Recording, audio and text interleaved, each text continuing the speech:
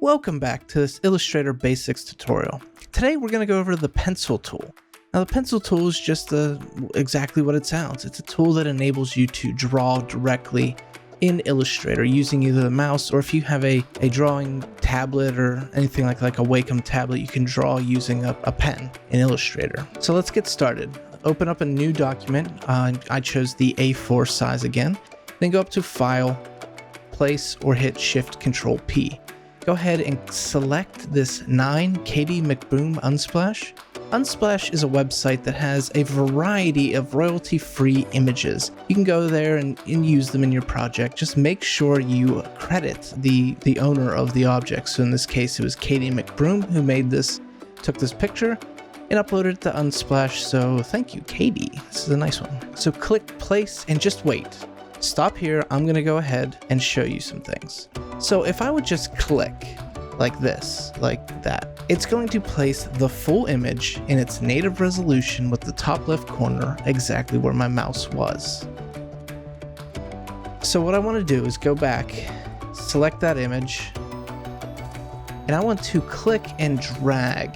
And that image is going to be whatever size I drag this out to be. So I want it to fit the top to bottom of this document, so that's what I did. I drug it out to be that. So now we have our image there. We're going to be drawing on top of it and selecting those paths that we draw.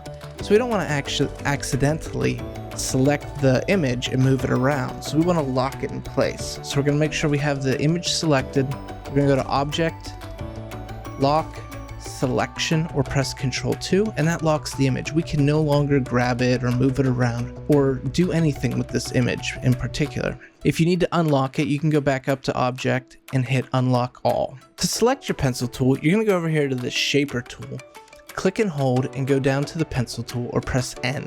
I'm going to change the stroke of our pencil tool to a light blue, so that we can see it on this darker image. I'm going to turn that fill off, and I'm just going to draw a couple lines. Now you can see I drew 2 lines in quick succession, and it joined them at the beginning here. Now there are instances where you may want that, but generally speaking, no one wants that. So let's open up the pencil tool options by double clicking the pencil tool and going down to keep selected and deselecting that.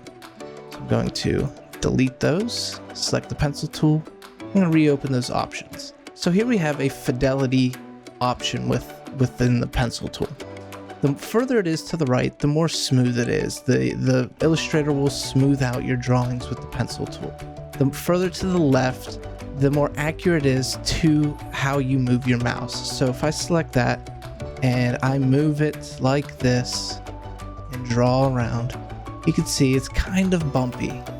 But if I take and make it smoother and draw that same path, you can see it's a lot smoother. It doesn't have all those lumps in it like the one has a higher accuracy. I like to I don't know why, I really can't tell the difference, but I feel like this is the sweet spot right here. So let's go ahead and delete those. Alright, I'm going to zoom in here on the back side of this woman's back, I guess, the back side of this photo. Select our pencil tool, and I'm just going to draw a couple lines to signify that she's moving this way. I'm going to press V to go back to the selection tool, select those, and click stroke to bring up some options. Now you have the typical options that you have when dealing with strokes. You could change the end cap or the cornering. But down here you have a thing called profile. So you could change the way that this drawing is made. So if you click that, it changes it so you've got a skinny line that gets a little fatter and then thins out towards the end. Or you could have one that gets fatter, skinny, fatter. And it just changes the way this line draws. Let's go ahead and pick, I like this one. And you can also change where it starts. So right now, it starts skinny where I started the line and ends up fatter, but I want it to flip so that it kind of peters out as the farther away from her it is. So you do that by clicking this and it flips it. Now something to keep in mind is that it stretches that pattern over the whole line. So if I do just a short line and select it, back out, select it, and I select that again. You can see it just over that short line, it does the whole thing where it goes from thicker to thinner. But if I go ahead and make a very long line like this, go ahead and select that one line, change it to the same stroke. It does that change over the course of the whole line. Now that may be something you want to see, or it may not be. In our case, we don't really want that. We want to look for that short transition like this. So we'll kind of leave that. So let's go ahead and press and hold the spacebar tool so we can move down here to this leg. Now the picture, if you look at the picture, it looks like she's hopping and coming down on her hop and going to land on this leg.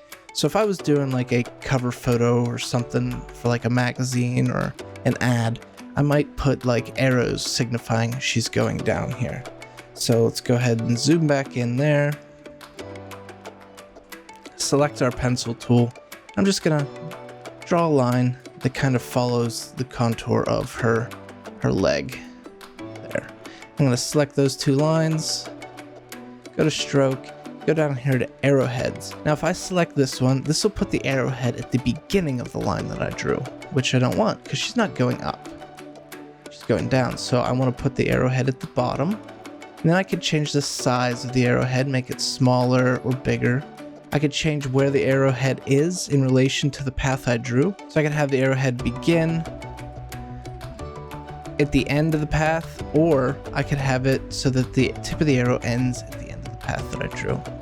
So I like that just fine. So arrowheads are pretty straightforward. Let's go just scroll up here to the top, move the drawing over just a little bit, and we're going to just draw a kind of whimsical loop-de-loop here. Go ahead and select it, go to stroke, and I'm going to go ahead and select dash line. You see I've got a 10 point in that first field there, dash, so I've got a 10 point dash followed by a 10 point space followed by a 10 point dash. Now I can change that so I have a 10 point dash and a 5 point space, or I can have it so it's a 10 point dash, 5 point space, 8 point dash, so on and so forth through the whole thing. So dashes are fairly straightforward with how they're done. You can make a pretty custom dash here by just filling this in. So let's deselect that.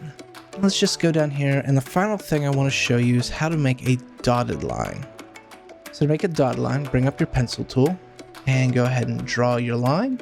You see there it's already in the dashed form because that's what I've been doing, but I'm going to go in here and I'm just going to turn this off like I had just drawn this for the first time. So let's turn that off. So what you want to do is once you draw your line, you want to change it to a rounded end cap, and I'm just going to increase the weight so it's easier to see. Change it to a rounded end cap, then go to the dash line, set 0 for the first dash, and then select your gap. So I want a 10 point gap. So now we have a dotted line followed by a 10 point gap. Now this also works with the projected end cap, but now it just looks like dotted squares, where if you wanted dotted lines, you do that. You can even customize the spaces in between here, so you could click here, hit 0 for the dash, and then you see it changes it to like a long dash there, and then come into the gap and let's just hit 7. You see now we have a dot, 10 point, dot, 7 point space. Well, that's all we have for this tutorial on the pencil tool. If you like this tutorial, go ahead and hit that like button, subscribe, and ring that bell so you don't miss any of our future videos. I will see you guys in the next video. Thanks for watching.